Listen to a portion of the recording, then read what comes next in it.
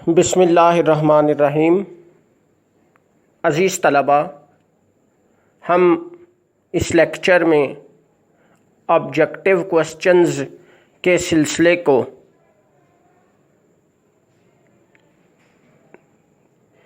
आगे बढ़ाते और मुकम्मल करते हैं। मैं आपको इस पॉइंट में ये बता रहा था कि इब्तदाई दौर में पाकिस्तान में करेंसी नोटों का वही सिलसिला जो अंग्रेज़ों के ज़माने का था, वही पाकिस्तान में चल रहा था।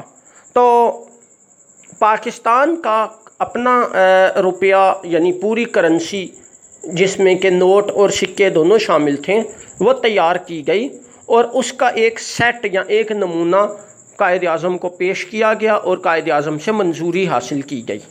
दूसरे अल्फाज में हम इसी क्वेश्चन को एक और तरीके से भी लिख सकते हैं। और वो किस तरह लिख सकते हैं? वो इस तरह कि पाकिस्तान के पहले करेंसी नोटों और सिक्कों के इजरा की मंजूरी कायद-ए-आज़म से हासिल की गई और इसके सामने हम दूसरे कॉलम में लिखेंगे 1 अप्रैल 1948 ईस्वी।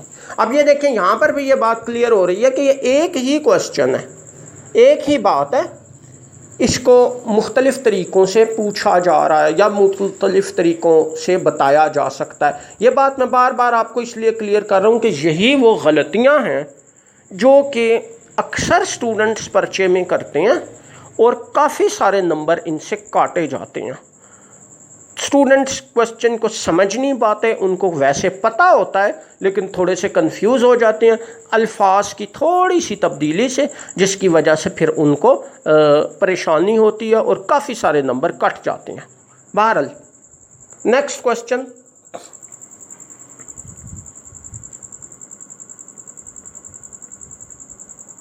कायद-ए-आज़म ने ज़ियारत जाने का फ़ैसला किया। इसके सामने लिखें जून 1948 ईस्वी।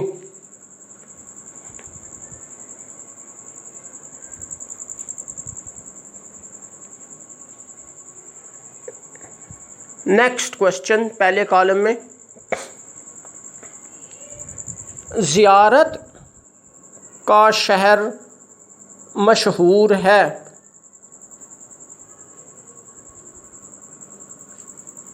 ज़ियारत का शहर मशहूर है। इसके सामने दूसरे कॉलम में लिखें बलूचिस्तान के एक सेहत अफ़ज़ा मकाम की हैसियत से। बलूचिस्तान के एक सेहत अफ़ज़ा मकाम की हैसियत से, यानी आप यूँ समझ सकते हैं कि जैसे हमारा यहाँ पे मरी है या और मुख्तलिफ़ नाम एबटाबाद वग़ैरह मुख्तलिफ़ नाम गिनवाए जा सकते हैं पिंडी के आसपास, इसी तरह बलूचिस्तान का एक शहर है जिसका नाम ज़ियारत है। ये ज़ियारत एक शहर का नाम है। यहाँ एक और चीज़ भी मैं आपको क्लियर कर दूँ जिससे अक्सर स्टूडेंट्स कंफ्यूज होते हैं कि जैसे ये मुख्तलिफ़ ज़ियारतें बनी होती हैं मकबरों वाली, ये वो वाली ज़ियारत नहीं है, बल्कि ये ज़ियारत एक शहर का नाम है जो कि बलूचिस्तान में वाक़ई है और बलूचिस्तान के एक ठंडे मकाम, सेहत अफ़ज़ा मकाम की हैसियत से जाना जाता है। जैसे मैंने आपको बताया यहाँ मरी अयूबिया वग़ैरह पिंडी के आसपास वाक़ई हैं। इसी तरह नेक्स्ट पॉइंट पहले कॉलम में लिखें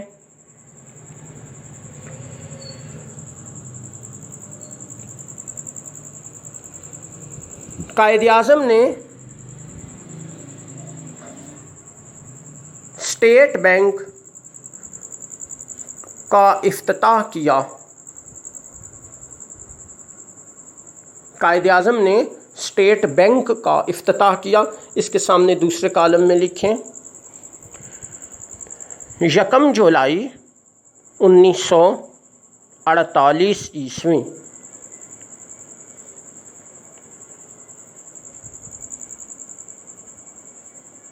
नेक्स्ट पॉइंट, कायद आज़म की तारीख़ वफ़ात।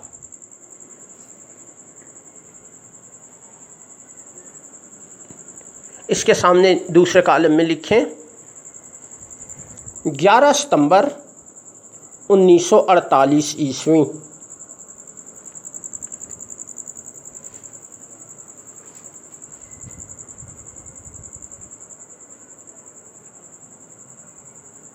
नेक्स्ट पॉइंट,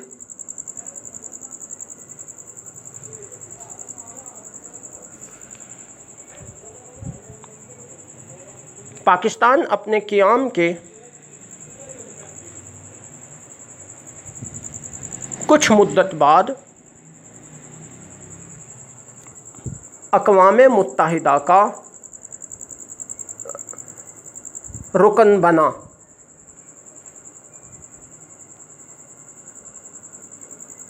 इसके सामने दूसरे कॉलम में 30 सितंबर 1948 ईस्वी, यानी 30 सितंबर 1947 ईस्वी, सॉरी 30 सितंबर 1947, 48 नहीं 47, 47।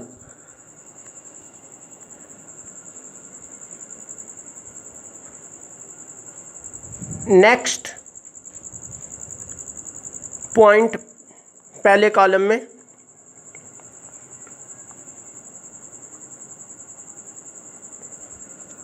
बलूचिस्तान की 3 अहम रियासतों ने पाकिस्तान में मार्च 1948 में शमूलियत इख्तियार की।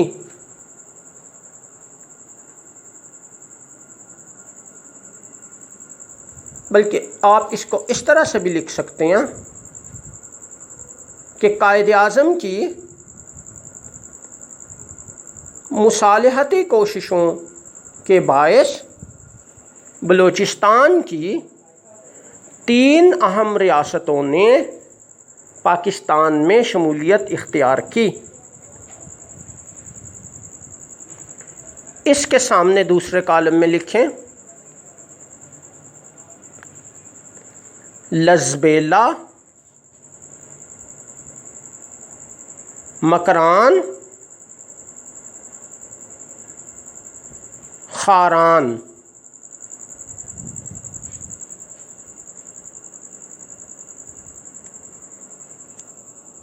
नेक्स्ट पॉइंट पहले कॉलम में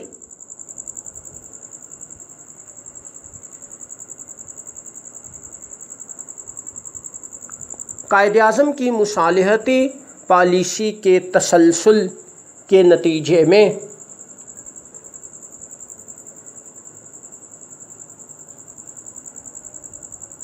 बलूचिस्तान की अहम तरीन रियासत ने पाकिस्तान में शमूलियत का ऐलान किया। इसके जवाब में दूसरे कॉलम में लिखें कल्लाद, अप्रैल 1948 ईस्वी। यानी ये कल्लाद की रियासत थी जिसने अप्रैल 1948 ईस्वी में पाकिस्तान में शमूलियत का जो है ऐलान किया।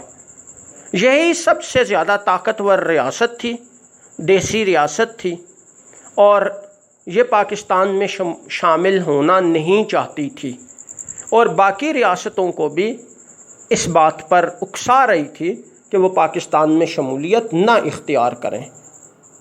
चनाचे कायद आज़म की मुसालहती कोशिशों से बाकी रियासतों, जिनमें से सिर्फ़ 3 के आपको मैंने नाम लिखवाए हैं, इनकी तादाद वैसे काफ़ी ज़्यादा थी, उनके हुक्मरानों ने आहिस्ता आहिस्ता पाकिस्तान में शमूलियत का ऐलान किया और इसके बाद आखिरकार कल्लाद की रियासत को भी अपना तर्ज़ अमल बदलना पड़ा और हालात को बदलते हुए देखकर इस रियासत ने भी पाकिस्तान में शमूलियत का ऐलान कर दिया और ये मसला बड़ी खुश उसलूबी से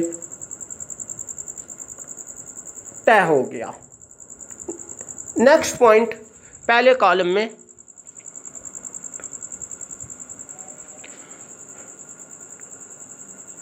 कल्लाद की रियासत का मशहूर हुक्मरान जो कि पाकिस्तान में शमूलियत का मुखालिफ था,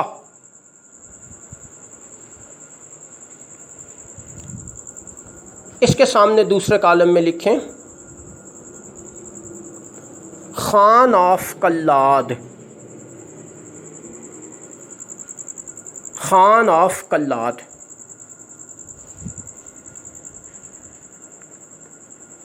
ये अब यहाँ पे इस टॉपिक को हम शॉर्ट करते हैं और क्लोज करते हैं।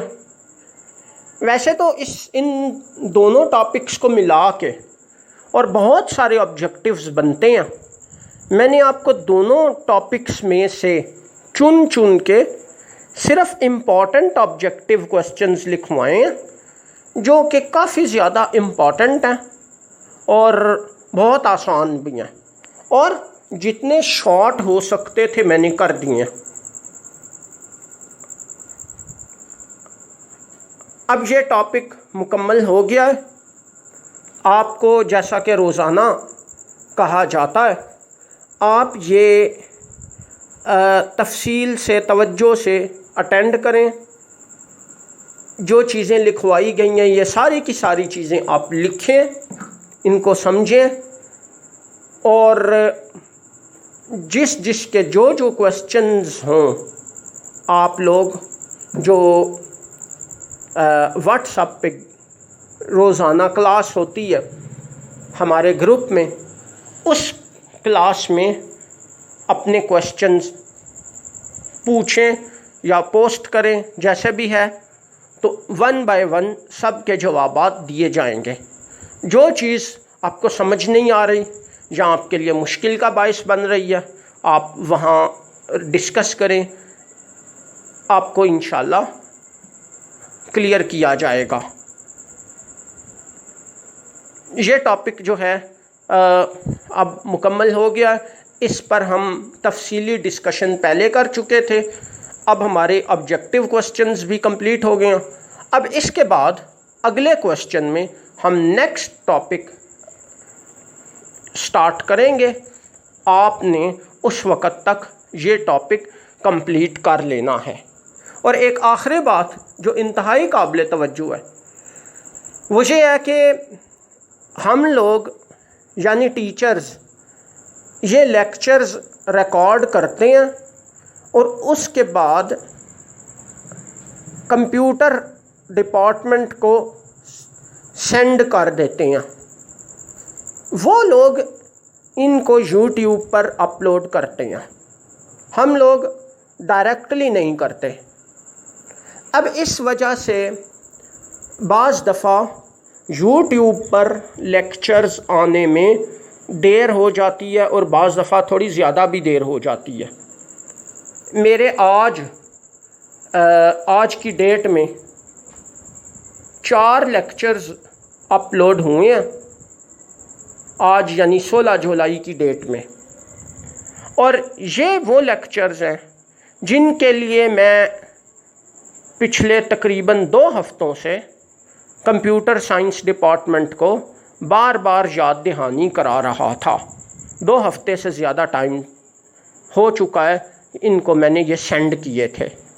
तो हो सकता है कि ये वाले लेक्चर्स जो आज रिकॉर्ड किए जा रहे हैं आप तक कुछ देर से पहुँचें, और इसके बाद जो लेक्चर्स रिकॉर्ड किए जाएं इसी तसलसल में वो भी शायद कुछ देर से आप तक पहुँचें। तो आप कोशिश करें कि जो भी लेक्चर्स अपलोड होते हैं, क्योंकि उन लोगों ने तमाम के तमाम डिपार्टमेंट्स के सब लेक्चर्स अपलोड करने होते हैं, सो उनके ऊपर भी काफ़ी ज़्यादा बर्डन है।